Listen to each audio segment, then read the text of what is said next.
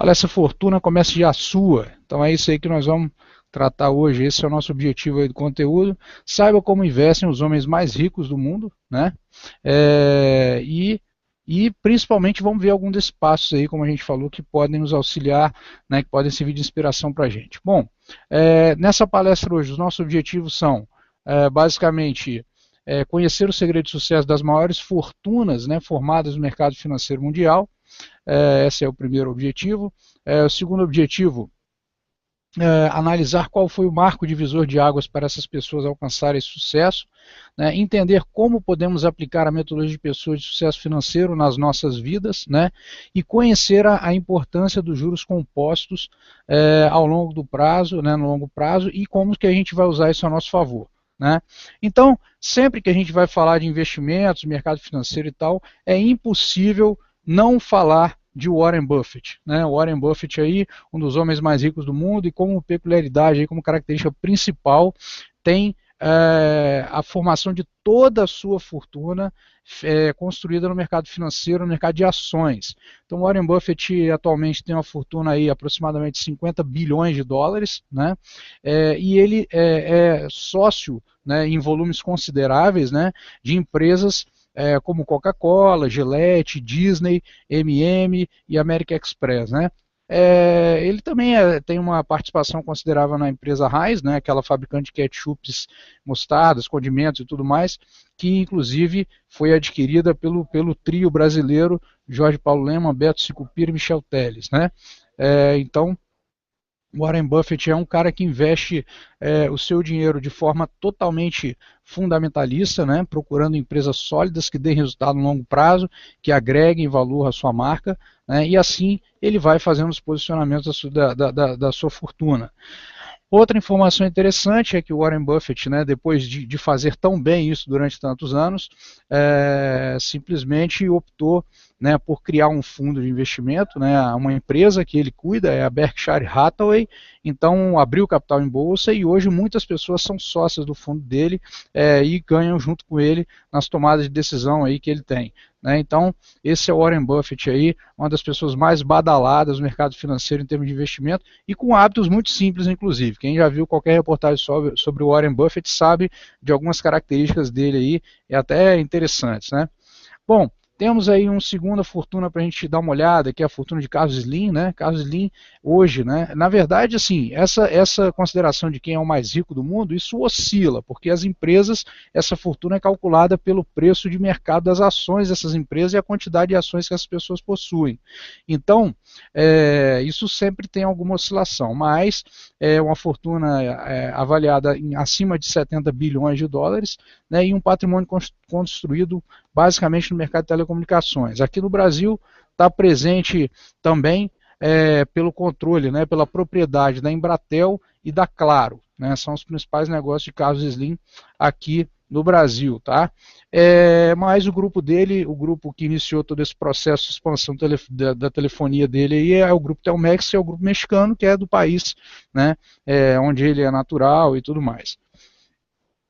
Bom, e o terceiro aí que nós vamos falar é Bill Gates, né? Quem é Bill Gates? Todo mundo sabe, né? O símbolozinho do Windows aí provavelmente está no teclado de todo mundo, no computador de todo mundo agora, todo mundo está vendo a palestra aí, vocês, todos vocês, eu, todo mundo, né?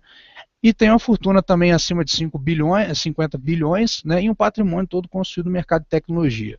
E aí, a gente começando a pensar o que essas pessoas têm de diferente, né, das pessoas comuns, o que na verdade, elas trazem de diferente, mas também de similar na conduta diante de todas as situações aí que a gente vê, basicamente, nenhum deles nunca teve nenhuma característica de uma pessoa, digamos assim, um bebê chorão, né? Que é a ilustração aí que a gente coloca aí na página agora. Não é nenhum deles tem essa característica, que é aquela característica de culpar governo, culpar mercado, culpar isso, aquilo, outro. Todos eles né? Se sempre tiveram uma atitude muito positiva com relação a todas as questões aí do mercado, de oportunidades e tal, né? Raramente, nunca, na verdade, se lamentam, reclamam que a vida é dura, nem nada disso. Sempre tiveram atitude, sempre tiveram coragem para mudar suas decisões quando a coisa demonstrou que essa era uma medida acertada, quando isso foi necessário, né? E sempre tomaram suas decisões baseadas em conhecimento e estudo, nunca em achismos ou nada disso. E uma coisa interessante também é que nunca eles se deixaram levar por palpites ou pela mídia, porque são pessoas que criam o futuro, então não vão se basear em mídia. Isso é uma coisa interessante também da gente refletir, porque normalmente os investimentos que nós fazemos, né, que a gente toma decisão, todos eles são baseados em expectativas futuras, né? E quando as notícias, as informações saem na mídia, elas saem já representando algum fato concreto, algo que já ocorreu. Então não faz muito sentido a gente tomar decisão baseado em notícia que a gente viu no Jornal Nacional, por exemplo, porque com certeza é uma notícia extremamente atrasada com relação às expectativas do mercado, né? Então, por exemplo, quando vocês veem que determinada empresa vai anunciar um lucro, né? Ah, hoje saiu o lucro recorde da empresa tal. O que acontece? Ah, então, oh, que bom, as ações vão subir. Na verdade, o mercado já tinha uma expectativa de qual seria o resultado há algum tempo antes. Então, essa expectativa já estava criada, hoje só veio a confirmação ou não confirmação daquela expectativa. Então, interessante observar que as decisões, a tomada de decisão de investimentos, raramente para o investidor vai se dar pelos motivos que a mídia convencional vai trazer para a gente, certo? Bom, todas essas pessoas tiveram atitude, né, e agiram, né, todas tiveram uma certa dose de risco nas suas decisões, tomaram algum tipo de risco, todos foram empreendedores, todos tiveram uma disciplina, né, elevadíssima para levar adiante aí as suas convicções, os seus projetos. Todos eles sempre tiveram profissionais em volta, né, muito qualificados, né, muito bem preparados para esse processo. Todos diversificaram seus negócios, né, todos souberam recuar quando foi necessário e todos utilizaram as crises como oportunidade. Nessa questão aí de utilizar as crises como oportunidade, tem algumas entrevistas aí de Carlos Slim, né, que ele já concedeu, e algumas delas, ele não em apenas uma só, ele já mencionou, por exemplo, né, que em momentos de crise aguda que o México vivia, o pensamento dele sempre foi o seguinte, para a equipe, né, para a equipe que auxiliava na tomada de decisão. Gente, o México não vai virar mar e não vai afundar. Então essa situação vai passar e agora nós estamos num momento de oportunidade para poder tomar a decisão aí de médio e longo prazo que vai nos favorecer. Então, como diria também, como existe uma frase também atribuída até ao Warren Buffett, né, que diz o seguinte, que a gente deve comprar empresas ao som dos trovões e vender ao som dos violinos, né? Isso quer dizer o seguinte, os momentos de crise, que é quando as pessoas normalmente entram em pânico, né, é quando elas estão dispostas, acabam estando dispostas a negociar os seus investimentos, imóveis, ações de empresas e tudo mais, a qualquer preço, né? E muitas vezes até abaixo do preço que aquelas empresas valem. Então são exatamente nesses momentos em que essas pessoas conseguem ter a disciplina necessária para poder executar aí os seus projetos de médio e longo prazo. Então isso é uma informação muito importante também, porque mostra para a gente que realmente as crises sempre são oportunidades. Ou vocês acham que lá quando teve a crise de 2008, né, alguns desses empresários pararam, pisaram no freio? Nada disso. Na verdade, muitos deles avançaram com seus projetos, né, e levaram adiante aí, sabendo de que aquela crise iria passar, né? Como vem passando, embora com alguma dificuldade desde então, mas agora o mercado começa a mostrar aí já um céu, né, menos nebuloso um pouco, as coisas vão reagindo, Estados Unidos reagindo, Europa reagindo um pouquinho também. Então, agora, aquelas decisões que foram tomadas naquele período vão entregar os frutos esperados aí por todos, né? Bom, quando a gente fala que eles tomaram risco, que eles arriscaram, é importante a gente entender um pouquinho desse conceito de risco, né? Então, e por que se toma um risco? Toda vez que a gente toma um risco em alguma situação, o nosso objetivo qual é? É obter um lucro, né? Então, se a gente pensar no conceito de lucro, na verdade o conceito de lucro nada mais é do que uma expectativa de prêmio que a gente tem por correr um determinado tipo de risco. Então, toda vez que eu viso uma lucratividade superior, né, eu vou ter que correr um determinado nível de risco. E isso vale tanto para investimentos quanto para as nossas decisões do dia a dia. Por exemplo, né, uma pessoa que opta por ser um servidor público, por exemplo, ela não está correndo risco, ela não quer correr nenhum tipo de risco. Né? Então, o benefício que essa pessoa busca é não correr nenhum tipo de risco. Já as pessoas que estão dispostas a empreender, né, ou serem profissionais da iniciativa privada ou mesmo empreender seus negócios, elas estão com a expectativa de ter um retorno por esse risco muito maior do que a remuneração obtida pelas pessoas que estão no serviço público, porque senão não faz sentido também. Né? Senão não faria sentido nenhum correr um risco mais elevado para um ganho inferior. Então, esse conceito de lucro precisa ser entendido porque ele vem associado, né, com o conceito de risco também. Então, eu só vou assumir risco sempre se eu tiver uma perspectiva de retorno muito mais elevada, senão não faz nenhum sentido. Né? E esses riscos todos aí nunca devem envolver todo o capital, todo o patrimônio ou toda aquela possibilidade que você tem, né, de se der tudo certo, maravilha, se der tudo errado, então não tenho nem plano B. Né? Não pode ser assim, isso tem que ser sempre calculado e dosado. A gente tem um caso, né, que a gente gosta de falar de um risco tomado de forma desmedida, que é o caso da Aracruz Celulose, aquela empresa fábrica de celulose, né, que inclusive, se tiver alguém do Espírito Santo aí na palestra, né, que tem até o município de Aracruz lá, onde fica a fábrica, né, que acabou arriscando demais em 2008 e isso comprometeu a empresa. A empresa teve que fazer parte da fibra para continuar suas atividades. Então, o que a Aracruz fazia? Aracruz, como é uma empresa que tem muito comércio, né, com outros países, ela sempre precisou de fazer operações, são operações de hedge em dólar, né, operações de proteção em dólar. Então vocês imaginem o seguinte, imaginem vocês que você tenha uma empresa e essa empresa de repente tem uma fatura para pagar de 10 milhões de dólares, né, para pagar em 30 dias. E aí qual é a sua preocupação? A preocupação que você tem é o seguinte, e se o dólar disparar nesse período? Né? Se o dólar sair de 2,20 para 3,20, o que eu vou fazer? Imagina que você tem uma programação financeira, você tem essa conta para pagar, e aí você pensa, beleza, minha fatura é 10 milhões de dólares, eu calculei o câmbio a 2,20, então daqui um mês, quando eu for pagar, eu vou pagar 22 milhões. E aí o dólar pode subir para 3,2 e a sua fatura que era de 22 virar 32 milhões. Imagina, 10 milhões aí num caso aconteça alguma coisa. Então, nesses casos as empresas utilizam o mecanismo de hedge, que é um mecanismo de proteção cambial, que é uma operação que é feita no mercado financeiro, cujo objetivo é travar a operação na moeda. Então, caso a moeda suba ou caia, não importa, a empresa não estará mais exposta a esse tipo de risco. Ela trava a operação. Então, ela não vai ganhar se o dólar cair, mas ela também não vai perder nada se o dólar subir. Então, isso é o que a gente chama de hedge. E a Aracruz sempre fez, né, sempre tomou as suas decisões de hedge, né, como qualquer empresa que tem grandes volumes transacionando com o mercado internacional. E infelizmente, o resultado da companhia começou a apresentar lucratividade mais nas operações de proteção cambial do que na atividade fim da Aracruz, né, que é a venda de celulose. E aí o que aconteceu? O pessoal da área financeira, né, responsável por essas operações, começou a se empolgar com esse resultado e começou a fazer especulações no mercado. Parou de fazer proteção. Então começou a fazer especulações no mercado de dólar.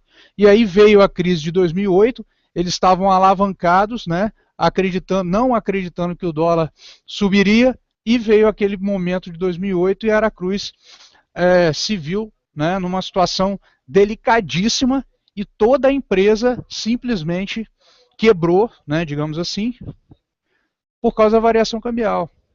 E não por causa da sua atividade fim. Então isso é um exemplo de risco exagerado. Né? Não fazer a proteção, querer ganhar dinheiro com uma atividade que não é a sua atividade principal, né? E aí acabou metendo os pés pelas mãos aí. Isso não aconteceu só com a Aracruz, aconteceu com a Sadia também, por exemplo, né, que não fez isso, né? Então, quer dizer, uma empresa especializada em vender pizza e coxinha, né, começou a querer fazer especulação em dólar.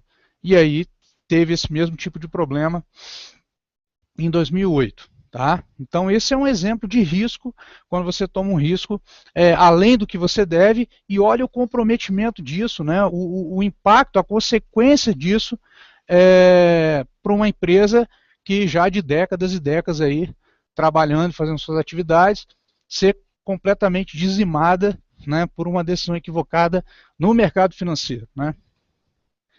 Bom, então, quando a gente fala disso, né, desses aspectos, a gente acaba sendo remetido à questão da disciplina. Né? E aí os tópicos, aí, os insights para a gente, que a disciplina, sem dúvida, é uma das maiores virtudes de uma pessoa de sucesso. Não mudar sua estratégia de longo prazo e não se deixar levar por notícias e palpites ao longo do plano. Né? Existe sempre uma estratégia de longo prazo. Não dá para você ter uma estratégia de longo prazo e sair mudando a cada sinal de fumaça, né? Isso não é possível. Inclusive, em cima disso, né, eu não sei se vocês conhecem o livro Sonho Grande, que é um livro que saiu agora em 2013. Numa das passagens, eles mostram o processo de aquisição de umas empresas do grupo lá da Ambev, né, e que ocorreu justamente no período da crise de 2008. E para concretizar as aquisições, eles precisariam de um recurso muito grande dos bancos e tudo mais, e mesmo assim, mesmo naquele período ali, eles levaram o plano adiante, né, porque eles entendiam que aquele momento também era passageiro e ninguém estava tomando uma decisão de investimento para 1 ano, para 6 meses. Então, é um momento assim, um pouco complicado no mercado financeiro internacional, mas que a empresa levou o seu projeto adiante e foi bem sucedido. Se não me engano, foi quando eles compraram a Budweiser. Tá? Imaginem uma outra coisa também, e aí é um exemplo de disciplina muito interessante. Imagine se Bill Gates, né? Deixa eu tomar uma aguinha aqui. Imaginem vocês se Bill Gates fosse um cara idealista e tivesse como meta não criar um sistema amigável como é o Windows, né? Mas sim um sistema perfeito. Imagine se o objetivo de Bill Gates fosse criar um sistema perfeito. Né? Muito pouco provável que esse sistema tivesse a aceitação como o Windows tem. Nós sabemos que o Windows, ou Windows, como grande parte das pessoas apelida, tem lá suas dificuldades, né? nos dá dor de cabeça frequentemente, várias vezes durante o dia, mas ainda assim é um sistema amigável, né? Que é um mouse, é um clique, é não sei o que, coisa muito, muito simples, muito tranquilo da gente lidar. Agora, nós temos outros exemplos de sistemas operacionais também que nunca vingaram pela complexidade e que podem ter sido, né, e com certeza muitos deles foram e são muito melhores do que o Windows, né, mas menos amigáveis. Até hoje, o Warren Buffett toma a decisão de investimento da mesma maneira, né, para o seu fundo de investimentos, que é analisando fundamentos da empresa, comprando empresas que tenham solidez já ao longo de anos, que sejam bem geridas, né? Então, esses são os pré-requisitos que ele utiliza e ele sempre utilizou desde o começo dos seus investimentos, né, muitos anos atrás. Outro exemplo de disciplina, né, quando a gente fala do mercado de ações, seria a venda de ações no grau de investimentos do Brasil. O que é isso? Quem vai lembrar aqui, né, quem vai lembrar de 2008 com clareza, vai lembrar que um pouco antes da crise, né, o Brasil recebeu o grau de investimento, ou seja, um país que com recomendação de investimento diferenciando de outros países de patamares que ele sempre ocupou nessas classificações de risco dos países, né? E naquele momento, obviamente, o que aconteceu com as ações do Brasil? Elas alcançaram o maior nível de sua história. Né? E aí, quando a gente começa a observar um gráfico, a gente vê, né, da década toda, né, um pedaço da década, a gente vê, por exemplo, as ações da Petrobras, né, que é um dos indicadores, que é uma das ações que compõe o índice, a gente verifica o seguinte, a gente verifica que o mercado veio apresentando altas sucessivas, né, seguidamente ao longo dos anos, e que muitas das pessoas impactadas pela mídia e não pelas informações que já eram, como a gente falou, já eram a expectativa do mercado, foram tomar uma decisão de comprar as ações somente depois de todos esses indicadores aí, né? Então a ação chegou lá no preço máximo de R$ 51,30, né? E isso, com essa badalação toda, fez com que as pessoas, naquele preço, o maior preço da história da ação da companhia, resolvessem comprar ações acreditando na frente. Quando, na verdade, qualquer investidor minimamente disciplinado saberia, né, ou pelo menos se protegeria, nunca faria uma compra de uma ação no preço máximo histórico que ela teria. Então ali, naquele momento, era um momento de manter a disciplina, né, não perder o foco e colocar o lucro no bolso, né? A hora era de colocar o lucro no bolso. E aí depois veio a crise, né, e aquelas pessoas que entraram totalmente atrasadas no papel amargaram uma queda aí de 51,30 para 15,75, né? Então uma queda de 65% num prazo inferior a 6 meses. Então isso é um exemplo de falta de disciplina e falta de estratégia na hora de tomar uma decisão de investimento. Perfeito? Bom, outro aspecto importante nesse processo aí diz respeito à diversificação, né? A diversificação ela faz parte de todo negócio. Então, Warren Buffett, por exemplo, tem mais de 20 empresas, né, que ele participa. Carlos Slim tem mais de 45 negócios e Bill Gates trabalha 50% do seu tempo em corporações.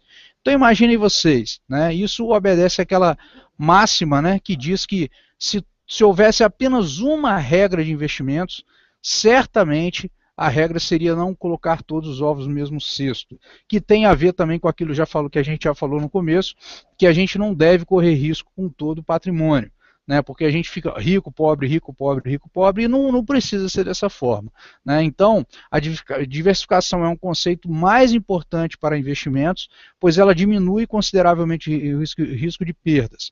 Inclusive, aqui no blog, que vocês estão, né, a gente está transmitindo a palestra dentro do blog, hoje, tem um artigo nosso, tá? Depois vocês podem procurar aí em investimentos e tal, que mostra justamente a porquê da diversificação. Então lá no artigo a gente mostra formas de você melhorar a sua rentabilidade por meio da diversificação.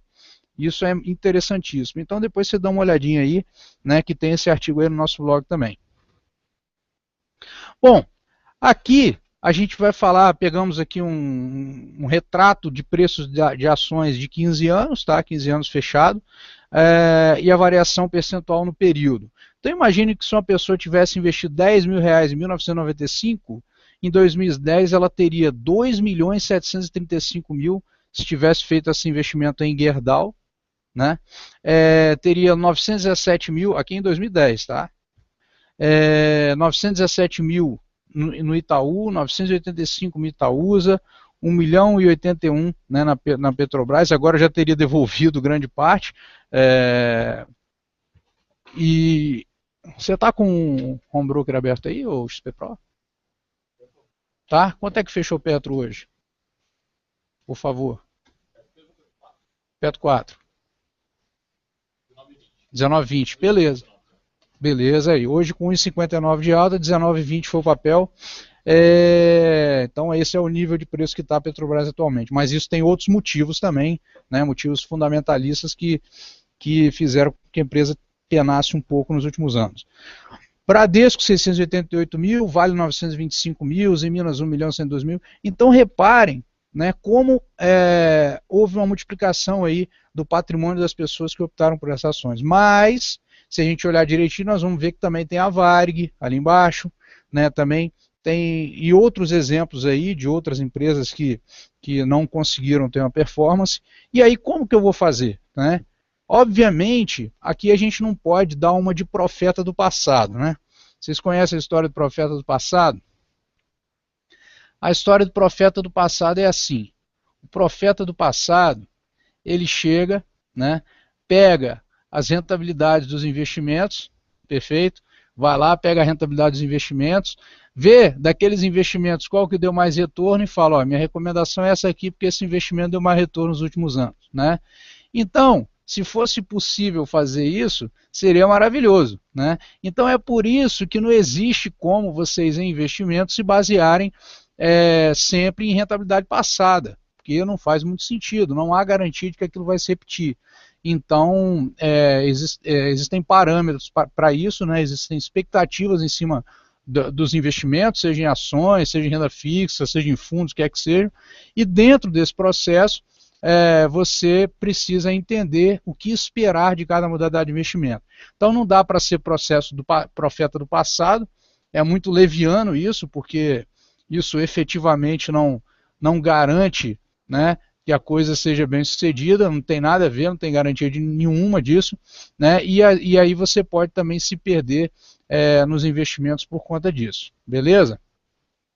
Então era isso aí que eu queria falar rapidamente aí sobre o profeta do passado, né? Vamos olhar aqui o que aconteceu, vamos tomar a decisão como se ela fosse repetir. Isso é uma ilusão, tá? Então não é assim que a gente toma a decisão, beleza? Então vamos voltar aqui para o nosso compartilhamento de tela. Pronto. Então, dando sequência aqui, né? Todas essas empresas, todos eles também tiveram uma situação, né, uma característica aí, que foi saber recuar quando foi necessário, né? E todas as empresas têm um comportamento cíclico, têm um comportamento que em algum momento é mais favorável, em outro menos favorável. Então isso é da natureza do mercado, né? Do mercado financeiro e do mercado como um todo, né? Do mercado da economia real, digamos assim, né?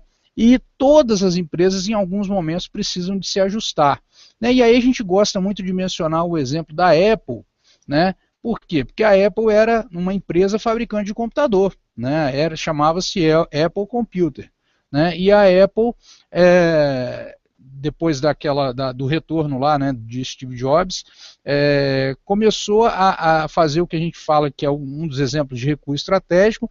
Na verdade falou, pô, não vão mais por esse caminho, né? Porque construção de computador para vender computador, isso virou uma commodity. Hoje um chip é baratinho, um componente eletrônico é baratinho, a carcaça é baratinho, produz em qualquer lugar do mundo, então não tem muito valor agregado nesse produto. E aí a Apple entendeu que o seu negócio deveria voltar a ser inovação, né, tecnologia e não uma fábrica de computador, e aí investiu muito em convergência, né, em convergência digital, e depois de um tempo voltou a alcançar o topo de qualquer referência tecnológica que a gente tem no mercado, lançando aí os iPhone, os iPad, né, que acabaram ditando a regra do mercado de celulares e tablets e tudo mais no mundo todo, né? E, inclusive, quem mora em São Paulo, né, que visita as lojas aí dos produtos da Apple, sabe que dá vontade de sair comprando tudo, só que é tudo muito caro. Mas de qualquer forma, a gente percebe o valor agregado, a gente, né, quem tem smartphone sabe, pô, o cara tem um iPhone, não trava, não tem coisa de travar, né, e às vezes outras marcas boas, tão boas quanto, você tem alguns problemas nesse sentido. Mas isso é um exemplo de fazer um recuo, e neste recuo fez sentido, inclusive, que a empresa mudasse de nome, deixasse de ser Apple Computer para Apple, né? Porque aí você não tinha uma empresa restrita em termos de atuação, né? O que acontecia quando ela se identificava como uma empresa de fabricante de computador. Tá? Então esse é um dos exemplos aí que a gente tem. Outro exemplo aqui, vamos supor que você tivesse ações da consultora Tenda. Imagina vocês com ações da consultora Tenda, vendo as suas ações despencarem de 12,94 para 0,74 num espaço de 3 meses, né? Então aí você precisa sempre ter uma estratégia de saída, você precisa sempre entender que num dado momento você tem que acionar o seu stop, né, que é você parar com aquele projeto, porque você não pode estar envolvido emocionalmente com as coisas, com as decisões de investimento. Você tem que tomar a sua decisão baseada em estudo, em conhecimento, né, em conhecimento de mercado, conhecimento das empresas, porque senão você fatalmente vai, né, a emoção vai interferir nesse processo, e situações como essa que acabam tendo um altíssimo risco, acabam te impactando, certo? Bom, todos eles também vislumbraram a Bolsa, né, como uma grande alternativa para expandir os seus negócios. Tá? Todos eles usaram o mercado de capitais para expandir pelo menos em 10 vezes seus negócios, e para essas pessoas esse foi um divisor de águas entre ter uma empresa, né, e ter um império, né, um conglomerado, uma grande empresa, uma multinacional. E isso, né, ocorreu com todos eles quando eles entraram na Bolsa. No caso deles aqui, especificamente, a gente vê que eles entraram na ponta da empresa, né, na ponta de quem está captando o recurso. Né? Então, o que ocorre? Imaginem vocês aí, a gente hoje pode fazer um investimento em bolsa, comprar ações e tal, e por que uma empresa vende ações na bolsa? Isso também é legal a gente bater um papinho. Por que as empresas vão para a Bolsa de Valores? Por que elas têm ações negociadas lá? Então é simples isso. Imagine que você tenha uma empresa, certo? E essa sua empresa, você conseguiu organizar essa sua empresa de uma forma extremamente eficiente, com processos claros, definidos, né? Um desempenho comercial bacana, né? Um processo de atendimento bom, você está ampliando seus clientes, você está ampliando seu faturamento, tudo isso. E aí, num dado momento, você fala, poxa, que legal, minha empresa é lucrativa, né? Minha equipe está produzindo e tudo mais, mas e agora? E qual vai ser o próximo passo dessa empresa? Para onde eu vou com essa empresa? Né? Então essa é uma questão que chega num dado momento, você se depara com a situação que ou a sua empresa cresce, ou então não tem mais, vai inevitavelmente ser atacada por empresas maiores, né? Ou os seus concorrentes vão começar a crescer, e isso vai criar uma dificuldade para você. Então, esses fatores você tem que ter com clareza, né? Você tem que ter com muita clareza que isso pode acontecer. Então, quando uma empresa se depara com isso, ela fala, bom, eu preciso crescer, eu sei fazer bem o meu trabalho, quero fazer o meu trabalho e quero crescer. E aí, ela vê a possibilidade de fazer isso. Só que para fazer isso, ela vai precisar de quê? Dinheiro, vai precisar de recursos, né, para poder expandir suas atividades. E a empresa tem algumas possibilidades para isso. Primeira coisa que ela pode fazer, ela pode ir ao mercado, certo? E pegar dinheiro emprestado. Pode ir num banco, no BNDES ou nos bancos privados e tal, e tomar dinheiro emprestado para poder expandir suas atividades, construir mais fábricas, abrir lojas, enfim, de acordo com a sua atividade lá. Outra coisa que a empresa pode fazer é o dono ir lá e pegar os seus recursos e colocar, mas aí ele vai estar limitado, né? Porque por mais rico que seja uma pessoa, né, os seus recursos comparados com um projeto de expansão na empresa acabam sendo limitados. E terceiro, é admitir novos sócios. E ela pode admitir novos sócios como? Né? Pode atrair outros grandes empresários que tenham grandes volumes de recursos que queiram financiar esse crescimento dessa empresa, ou podem atrair sócios distribuindo a propriedade da sua empresa por meio de ações colocadas em bolsa. Então aí nós, investidores, vamos até a bolsa e compramos essas ações, esse dinheiro vai para a empresa e a empresa executa o seu plano de expansão. Então a bolsa, nesse contexto, ela é um processo fundamental para o crescimento de uma empresa, né, para transformar a empresa de um negócio num império, como a gente mencionou aqui. Então isso ocorre exatamente no momento, nesse momento de captação de recursos com novos sócios via bolsa. Né? Então, a bolsa, para essa situação, ela vai ser um divisor de águas para as empresas, porque você tem a possibilidade de capitalizar e aumentar muito mais o seu negócio. Então, é interessante aqui que no caso de Warren Buffett, por exemplo, ele obteve retorno, né, retorno expressivo, tanto na sua capacidade de escolher boas ações para investir para o longo prazo, quanto, né, abrindo o capital da sua própria empresa para que outras pessoas pudessem ser sócias dele, também colocar dinheiro, né, para ele, para que ele pudesse fazer compras de empresas ainda em volumes ainda maiores. Né? Então isso ampliou muito mais a capacidade de Warren Buffett investir no mercado, e isso faz com que ele tenha cadeira nos conselhos dessas grandes empresas que ele detém participação. Então, por isso que a bolsa ela acaba sendo sempre um divisor de águas, né, para essas empresas em termos de crescimento, beleza? Então, voltando aqui. Bom, então, que a gente explicou aqui, né? Através da bolsa, esses empreendedores levantaram grandes quantidades de recursos, levaram o nome da empresa a outro patamar, valorizaram seu patrimônio em média em 4 vezes, né, e cresceram em escala geométrica após a oferta pública de ações. E aí nós temos alguns exemplos aqui, o exemplo, né, de algumas empresas que tomaram recurso na bolsa: Santander, Cielo, OGX, Bovespa e BMF, que agora, né, se uniram e é a BMF Bovespa, Redcar, que não é mais negociada, a OSX, Cosan, MPX, tudo tem X aqui, é a mesma coisa, né, vou falar assim, JBS, então aqui o exemplo de valores captados por essas empresas, né, para poder fazer a expansão. Aí todo mundo olha as X aí, solta uma risadinha, né, e tal. A diferença entre as empresas X e as outras empresas que nós estamos vendo aqui é que todas as outras empresas seguiram esse processo que a gente falou, né?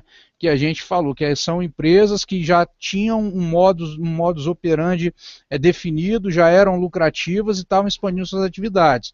No caso das X, era um projeto, né? Era uma possibilidade de que desse resultado no futuro, né? Não eram empresas já lucrativas, né? Na verdade eram promessas de empresas que poderiam vir a ser lucrativas.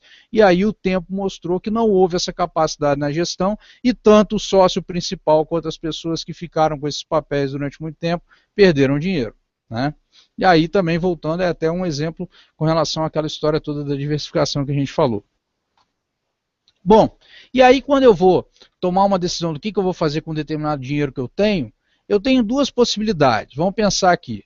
De repente eu resolvi que eu vou fabricar produtos, né, produtos cosméticos, né? Então tem duas possibilidades. Vou lá, vou montar num quarto da minha casa, né, uma fabriqueta ali de sabão, creme, não sei o que, né, como no slide aí na figura da esquerda, perfeito, né? Ou posso me tornar sócio de uma empresa como a Natura. E aí que a gente faz a pergunta, né? O que vocês acham que é que faz mais sentido aqui, né? Você montar um negócio de casa ou você virar sócio de uma empresa como a Natura, se você acredita no ramo de cosméticos? E aí, né? Então essa é uma pergunta que a gente deve levar em consideração. Então, podem aí até falar no Skype aí o que vocês prefeririam, né? Virar sócio da Natura ou montar a empresa, né, no quarto vazio de casa, né? Dá até vontade de rir aqui, tudo bem, essas pessoas aqui optaram por isso, né? Mas a gente vê que as condições não nos levam a crer que a possibilidade, né, da figura da esquerda ser melhor sucedida do que a Natura exista. Mas, de toda forma, aquilo que a gente falou também, como tem um risco muito maior, pode ser que tenha um lucro muito maior também. E aí ninguém vai fazer o exercício de futurologia aqui. Mas eu entendo que investir com a Natura seria uma decisão menos arriscada e com um potencial lucrativo muito maior. E aqui já comecei a receber aqui as respostas no Skype aqui. Bruno, Natura, Felipe, Natura, Adriana, Natura, Mário, Natura, quem mais? Pedro Henrique, Natura. Assim, todo mundo vai colocando aí, é isso mesmo, né? Mas é isso que a gente tem que pensar aí. Beleza. Então, outros investimentos e riscos aí. Negócio próprio, né? Por exemplo, optei por um negócio próprio. E aí? A administração ineficiente, né? Vou ter que lidar com esse tipo de situação? Vou, né? Um negócio próprio, uma padaria com um cunhado. Imagina isso. Vou ter uma dificuldade de administração? Vou ter.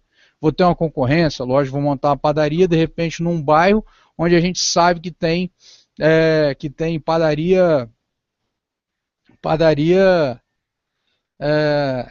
o cara lá, o seu João, o seu Manuel, sei lá, tá lá com 30 anos, né? Com mais de 50 anos, era do pai dele, o pai dele morreu, ele continuou e tal, né? Tem a questão dos impostos, das leis, de toda a questão de vigilância sanitária, não sei o que tudo isso dificulta um empreendimento de menor porte, né? Imóvel para alugar, né? Também tem seu risco, porque eu posso ter um baixo retorno com aluguel, né? Eu posso ter inadimplência do meu inquilino, certo? Posso ter despesas com manutenção, reformas, etc. Posso ter uma baixa liquidez, né? Que é precisar do dinheiro e não ter. Então, o que a gente conclui é que todo negócio tem um determinado nível de risco, né? Não tem como fugir disso. E aí, como a gente fala de tudo isso aí, a gente, né, mencionou alguns exemplos aí relacionados ao mercado de capitais, as ações. Existe uma lógica, né, por trás desse mercado, obviamente, né? Só que muitas vezes as pessoas elas querem respostas um pouco diferentes do que a lógica oferece. Então, normalmente perguntam assim: então você falou aí, por exemplo, hoje aí, né, que a ação da Petrobras 19 e pouco, subiu 1 e pouco por cento hoje, mas por quê? Qual foi o motivo para isso, né? E aí você vai pensar o seguinte: simplesmente a resposta lógica disso para um dia de negociação de uma ação é que tinha uma pressão compradora maior hoje do que uma pressão vendedora, e isso fez com que o papel se elevasse de preço, certo? E se ela tivesse caído 1% hoje, por exemplo, a lógica seria a mesma, né? Porque nós teríamos mais pessoas querendo vender, ofertando, querendo se desfazer do papel, e isso derrubaria o preço das cotações. Então, o que faz a oscilação de preços de um dia, de uma semana e tudo mais, é justamente a oferta e a procura, né, de pessoas querendo comprar ou vender aquelas ações. Então, no curto prazo, o mercado não tem lógica. Né, ele não tem lógica fundamentalista, digamos assim. Ele ocorre nas oscilações. Então, mesmo que você, por exemplo, tenha ações de uma determinada empresa e essa ação dessa determinada empresa seja uma empresa lucrativa, tá? Uma empresa lucrativa, sempre lucrativa, eternamente lucrativa, com o mesmo nível de lucro, sem nenhum erro, que trabalha igual um reloginho 100% do tempo, né, que você já sabe sempre qual vai ser o resultado, ainda assim os preços de suas ações iriam variar. Tá? Porque as necessidades dos investidores no curto prazo podem ser diferentes. Então, a lógica comportamental do mercado de bolsa nos diz isso, que as oscilações de preço ocorrem basicamente pela briga entre compradores e vendedores, e não porque a empresa mudou, agora vendeu mais ou vendeu menos, né? Isso não interfere nos resultados de um dia, de uma semana, por exemplo. Beleza? E aí, muitas vezes a gente se depara, né, com a situação seguinte: pô, André, tô sabendo aí, liga aí, me avisa aí o pessoal que eu tô querendo comprar aí, vou botar 50 mil na corretora para a gente comprar Petrobras, que eu sei que ela vai anunciar um lucro recorde, né? Aí vai lá, a pessoa compra, a ação cai. Ou então chega, não, eu tô com uma dica quente aqui, que a Embraer vai anunciar um prejuízo, então vão vender minhas ações aí, que aí ele vai e vende, as ações sobem, né? Por que isso ocorre? Né? Qual é a consequência disso? É que sempre a gente vai estar comprando na alta e vendendo na baixa. Sempre que a gente tomar decisões por notícias, é isso que vai acontecer. Por quê? Por causa daquilo que eu já falei mais cedo na palestra. Por quê? O objetivo, tá? O objetivo das pessoas, né? O objetivo não é o objetivo das pessoas, na verdade a informação, né, e a tomada de decisão, ela deve acontecer olhando a perspectiva futura. Então, quando você sabe que o lucro hoje, que vai ser anunciado hoje, pode ser recorde, isso não significa de forma nenhuma que só você saiba disso. Né? É muito provável que você seja o que saiba menos de qualquer outra pessoa. Então, você está tomando a informação que, se ela for exatamente dessa forma como você está achando, todo o mercado já tinha uma expectativa dela. Então, todo o mercado já se posicionou pensando nessa informação antes. Então, pode ser que agora, enquanto você está olhando o lucro que vai sair hoje à noite, as pessoas já estejam olhando a perspectiva para o próximo trimestre. É lógico que muitas pessoas vão olhar esse resultado, né, e esse resultado pode ter um impacto no dia seguinte, mas esse resultado, o que ele traz de informação é, claro, o seu próprio resultado, mas principalmente outros aspectos que vão dar indicadores futuro, como, por exemplo, a empresa fez um plano anual de projeção de receita e não vem cumprindo. Então pode ser que ela também não cumpra no trimestre seguinte, certo? Então, o que vai importar nisso é a expectativa. Ou então, outra coisa, Ah, vamos supor, comprei ações de um banco achando que o banco vai ter um lucro recorde, que vai ser de, sei lá, 18 bilhões, por exemplo, né? Um lucro recorde no mercado todo do banco. E aí, no mercado bancário, e aí o lucro vem de 16 bilhões. Vem recorde ainda, faz conta também é o recorde. Não, acertei, ó, veio recorde, veio 15. Tudo bem, mas o mercado todo já tinha precificado uma expectativa de 18, então o mercado vai corrigir para baixo, mesmo tendo sido um lucro recorde. Então sempre o mercado já vai ter uma expectativa. Ou você acha que os bancos, né, as corretoras não têm um contato com a empresa, não querem saber das informações, não acompanham os indicadores de venda, de produção, de tudo mais da empresa? Porque você também não faz. Como é que você acha que você vai ter uma informação é, tão, tão exata, né, como essa? Não tem, não tem. Então isso é inocência, isso é besteira a gente achar que esse tipo de situação vai gerar uma possibilidade de ganho para a gente, que não é assim. E aí a gente acaba concluindo que simplesmente uma coisa dramática, né? Dramática, que é o seguinte, vou até abrir a câmera aqui para olhar para vocês, né? Para falar o seguinte: o que você, aguardem isso que eu estou falando, lembrem muito bem dessa frase que eu vou falar olhando para vocês. O que você acha, sinceramente, não importa. Não faz a menor importância do que você acha. O que você acha, ó, não interessa. O que eu individualmente acho, não interessa. Então não adianta às vezes você comprar uma ação, aí você comprou uma ação, você comprou para longo prazo, porque você acha isso, aquilo, outro, e aí de repente, cara, olha só, não ache nada. Tenha uma estratégia definida para entrar e sair. Porque senão, sabe o que vai acontecer? Você vai começar a conjecturar. Não, mas é porque China, Estados Unidos, não sei o quê. Isso só acontece quando você não tem uma estratégia definida. Se você não tiver uma estratégia definida de entrar no momento, sair no momento, quando tudo der certo ou quando tudo der errado, o que vai acontecer? Você vai se expor a um risco elevadíssimo. E aí, às vezes, a pessoa lá, a gente viu o gráfico aqui da consultora Tenda, a gente viu da Aracruz, a gente viu da Petrobras, aí o cara vai olhar e vai falar assim, não, mas começou a cair um pouquinho, mas caiu um pouquinho, mas daqui a pouco vai recuperar, porque Brasil, Copa do Mundo, Olimpíada, não sei o que, China, blá, blá.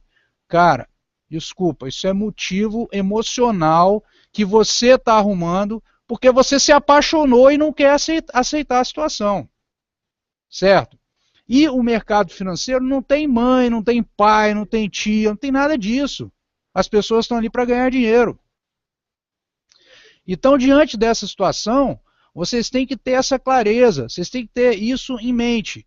Então, o que vocês acham individualmente é irrelevante, o que eu acho individualmente é relevante, porque nós podemos até estar certo. Eu posso ser a única pessoa certa do planeta inteiro. Mas se todo o mercado achar o errado, o que vai acontecer é o que o mercado acha, não é o que eu acho.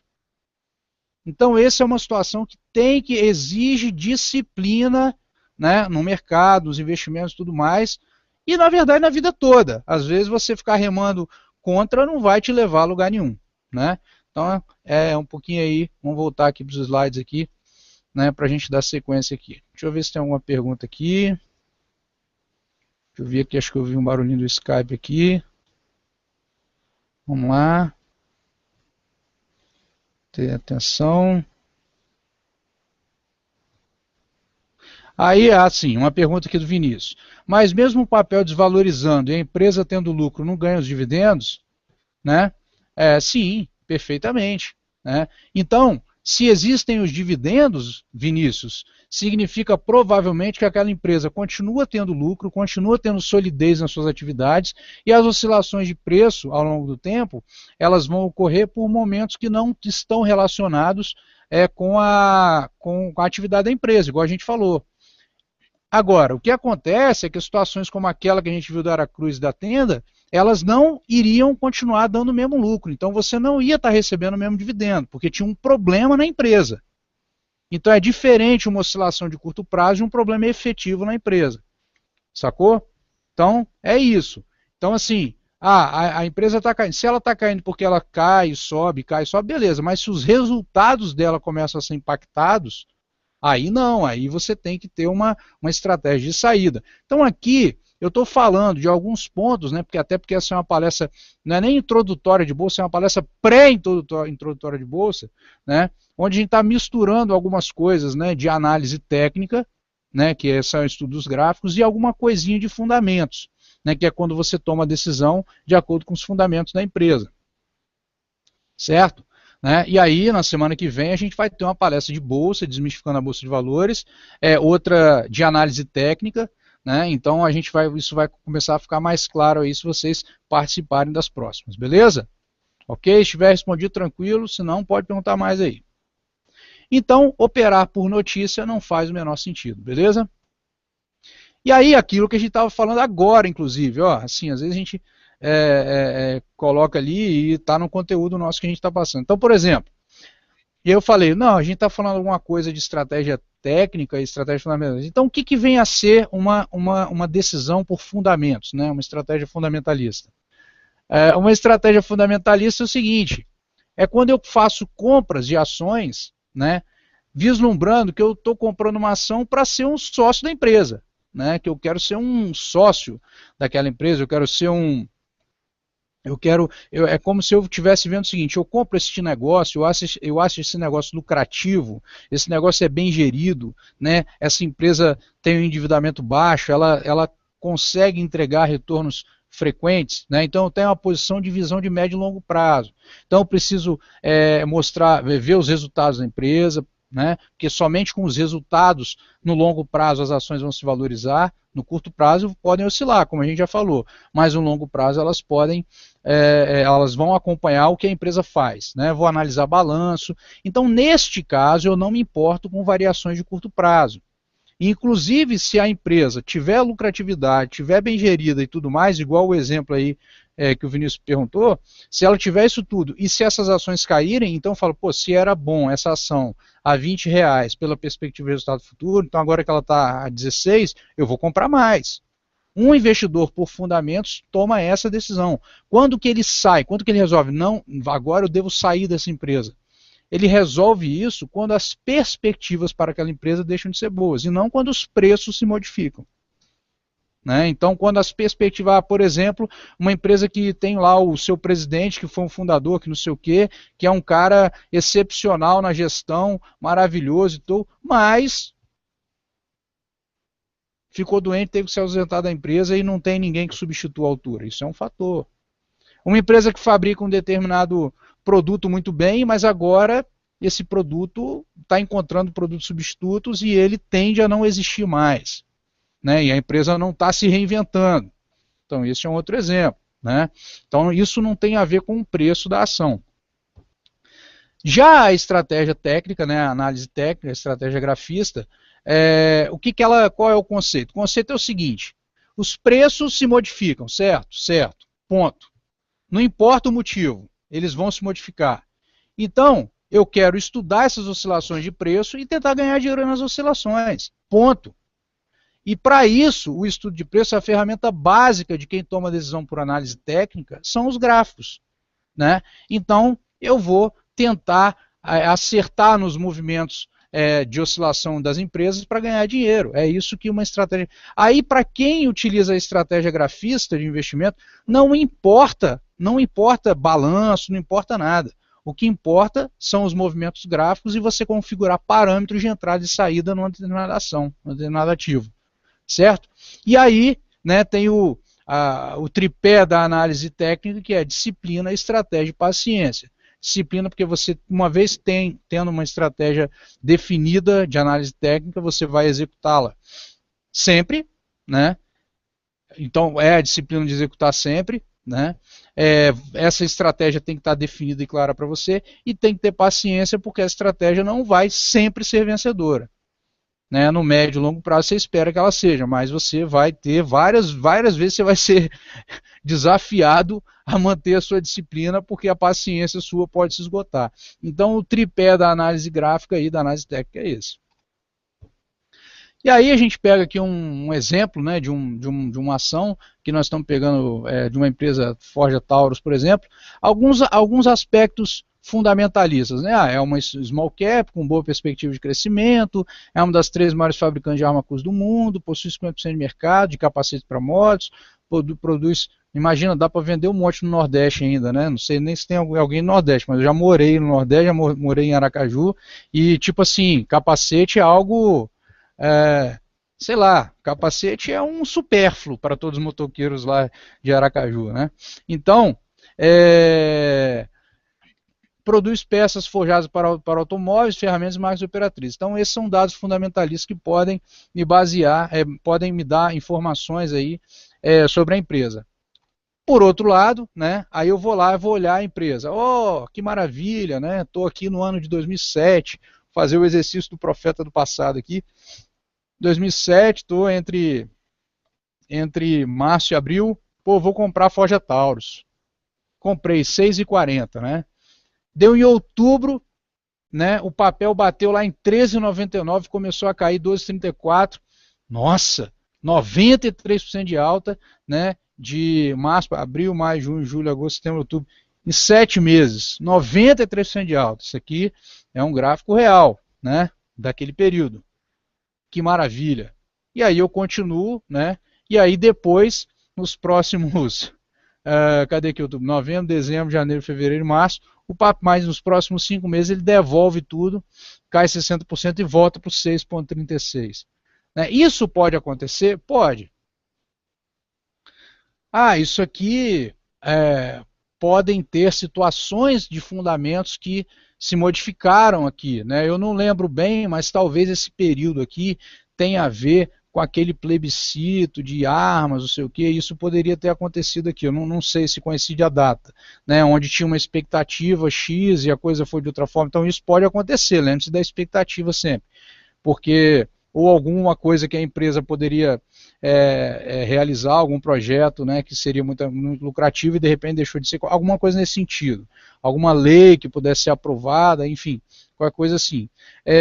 Mas o fato é que num período de um ano a empresa subiu 93%, depois voltou tudo e voltou ao preço normal.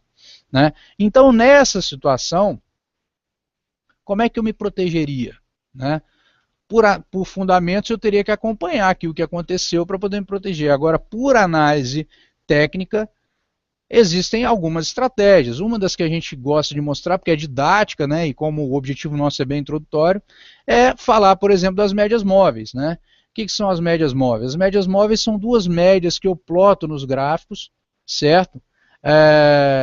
Então eu construo um jogo de duas médias móveis, uma média mais suave, mais longa e uma média mais rápida, né, com um período gráfico menor, né, com menos pontos, né, na média, e coloco uma em cima da outra. Aqui nesse caso eu estou dando um exemplo de uma média móvel rápida, que é uma média exponencial de 9 períodos. Né? Então, observem como ela, por ser curta, ela caminha muito próximo dos próprios candles, né, que são essas barrinhas que são as cotações das ações, perfeito?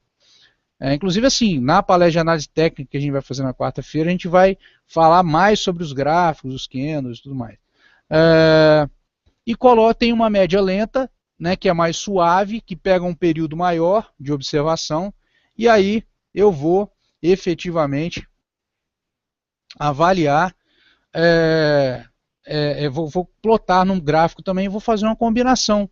E toda vez que a média curta cruzar a média longa para baixo, eu faço uma venda, e toda vez que a média curta cruzar a média longa para cima, eu faço uma compra. Então, isso é uma forma de eu rastrear tendências, tá? Então, quando houver tendência definida no mercado, as médias móveis vão me dar parâmetros significativos para eu poder me proteger. Alguns exemplos, a própria Vale, em 2008, deu saída a R$50 e deu recompra a 25. Né? Então, observem que uma pessoa que tinha, de repente, R$50 mil em Vale, vendendo a 50, ficou com dinheiro fora de bolsa e entrou comprando a 25, quer dizer, em vez de ter 1.000 ações, agora tinha 2.000 ações. Então, situações como essa você pode ter, né, e esse é o objetivo de quem utiliza um pouco da estratégia gráfica também. Então aqui, ó, nesse caso, quando teria sido a compra de Forja Taurus por essa estratégia?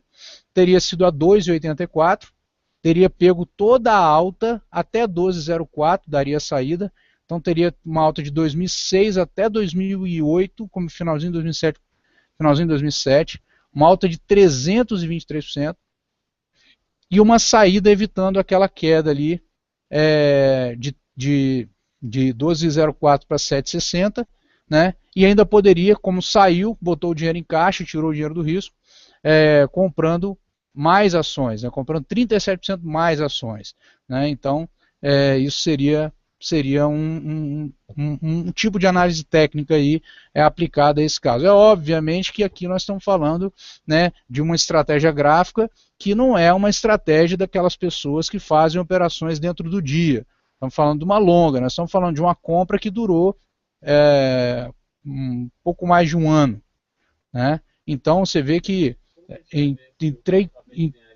3 anos, mais ou menos, não, na verdade em 2 anos, 1 ano e meio mais ou menos, foram 3 operações, certo? Então uma estratégia aí um pouco suave assim. Uma queda de 78% na crise de 2008 com a Usim 5, com a Usim Minas, teria sido evitada, tá? Utilizando o rastreador de médias móveis, ou seja, é interessantíssimo também. E no blog tem um artigo sobre médias móveis aí, tá? Então vale a pena também. Bom, então quando a gente fala de médias móveis, o que a gente quer falar aqui? A gente quer falar o seguinte, que essas estratégias, elas seguem tendências, é um exemplo de uma estratégia gráfica, né? A grande vantagem de uma estratégia gráfica como essa é que ela é simples e visual, né? Ela retira todos os fatores psicológicos da operação, então não existe o eu acho aqui, cruzou para cima compra, cruzou para baixo vende, certo? Ela apresenta uma situação de proteção nos momentos de queda, então se o mercado rasgar para baixo, você sabe que ela vai te dar uma saída, certo? Mas você tem que ter disciplina na execução, né? Então isso aí são fatores imprescindíveis aí para quem utiliza as médias móveis aí, beleza? Então, pessoal, a gente hoje, né, na atividade de hoje, nós começamos falando, né, sobre os grandes empresários aí, 3 grandes empresários do mercado mundial, como é que eles utilizaram a bolsa de valores para expandir os seus negócios, né? Falamos de risco, certo? Falamos do tipo de risco que a gente está exposto e o que a gente espera de contrapartida quando a gente assume um determinado nível de risco, ou seja, é um lucro superior ao que a gente teria não correndo risco nenhum, né? E ao falar de risco, obviamente, nós demos vários exemplos de empresas que se expuseram a um risco mais elevado do que deveriam ter se exposto, né? E com isso acabaram colocando sua atividade toda a empresa, né, entregando a empresa toda. Um exemplo de correr um risco sem qualquer tipo de limite, né? Falamos disso. Já que a gente mencionou bolsa, entramos em vários exemplos de riscos e formas de investimento associada à bolsa, né, que no longo prazo se mostram confiáveis aí, especialmente a estratégia fundamentalista e uma estratégia gráfica de prazo mais alongado, né? E queríamos trazer esse primeiro debate para vocês aí. Bom, além dessa palestra de hoje, né, agora com essa informação que a gente começou a ter, né, você que está vindo pela primeira vez na nossa palestra, você que já está vindo aproveitando o ciclo da semana, né, que já fizemos aí, essa é a 4ª da semana, na semana que vem temos mais 4 palestras também, de segunda a quinta. O que a gente tem para falar aí? É o seguinte, continuem o processo de aprendizado de vocês, perfeito? Continuem o processo de aprendizado de vocês. Então, da nossa parte, da minha parte aqui, da nossa parte do nosso blog, né, da Valor Investimentos e tal, como é que a gente pode contribuir com isso? Primeiro, participem das nossas palestras, continuem participando das nossas palestras, perfeito? Porque isso vai solidificando a informação com vocês, para vocês, beleza? Isso vai auxiliando no processo de formação de educação financeira, certo? Segundo, outra coisa muito importante que vocês têm que fazer, que podem nos utilizar para isso. Entrem nos artigos do blog, tem muita informação legal aí, orientação, a gente tenta ser muito didático nessas informações, a gente não quer fazer artigos para especialistas, a gente quer fazer artigo para investidores, então a gente tenta ser muito técnico nisso aí. Terceiro, Façam cursos, né? Nós mesmos temos vários cursos que vocês podem fazer, desde matemática financeira até mercado de derivativos, né? Passando por bolsa de valores, investimento em mercado de capitais, economia básica, para você ter noção de macroeconomia, né? Análise de demonstrações contábeis das empresas, todos os cursos online que você pode fazer por meio da nossa empresa, é a forma que a gente tem para auxiliar vocês nesse processo de aprendizado. E além disso, né, caso vocês tenham interesse, aqui embaixo, né, eu não sei se vai ficar embaixo, se vai ficar do lado, se vai ficar em cima, né, mas aqui nesta página vocês vão encontrar, tá, um banner, certo?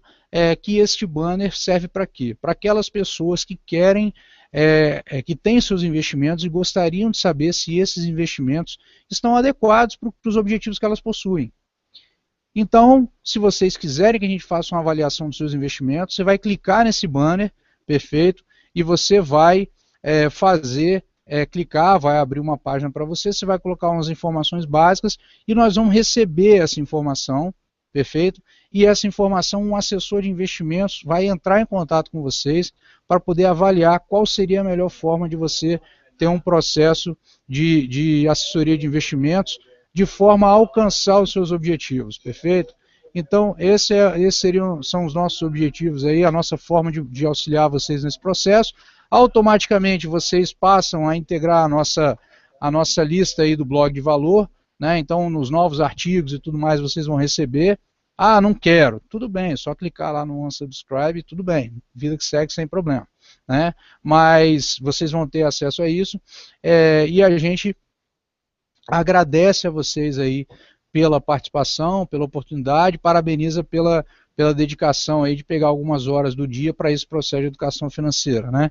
Infelizmente, a gente não mora num país como Singapura, onde a educação financeira faz parte da grade escolar das pessoas desde 7 anos de idade. Então, a gente tem que remar um pouco mais. Mas, a gente está aqui, né, justamente com essa finalidade. Todos vocês, né, me adicionaram no Skype aí, qualquer dúvida que vocês queiram tirar posteriormente também, podem ficar à vontade, em outros horários e tal, não tem problema nenhum, beleza? Então era isso que a gente ia passar para vocês hoje, agradeço novamente aí a participação de todos, né, e fiquem atentos aí para as nossas próximas palestras, para a gente se encontrar novamente, beleza? Pessoal, obrigado, um grande abraço. Vou encerrando, vou ficar mais uns minutinhos aqui no Skype. Quem quiser aí pode tirar mais algumas dúvidas aí, tá bom? Grande abraço a todos e até a próxima. Valeu!